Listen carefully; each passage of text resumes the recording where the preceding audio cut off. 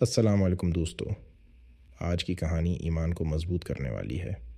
اگر آپ ایسی کہانیاں سننا چاہتے ہیں تو ویڈیو شروع ہونے سے پہلے چینل کو سبسکرائب کر لیں اور بیل آئیکن دبا دیں تاکہ نئی کہانی سب سے پہلے آپ تک پہنچے۔ ترکی کی کہانی پارٹ 9، یورپ کی طاقت اور عثمانیوں کی پسپائی۔ 17ویں اور 18ویں صدی میں یورپ ایک نئے دور میں داخل ہو چکا تھا۔ سائنس، صنعت اور جدید اسلحہ اس کی طاقت بن چکے تھے۔ ادھر عثمانی سلطنت ابھی بھی پرانے نظام سے چمٹی ہوئی تھی۔ جنگی میدان میں شکستیں بڑھنے لگیں اور سرحدیں سکڑنے لگیں۔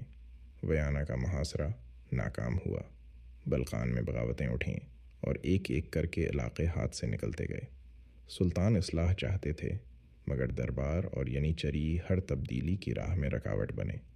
یورپ نے عثمانیوں کو مرد بیمار کہنا شروع کر دیا، مگر یہ مرد بیمار ابھی سانس لے رہا تھا۔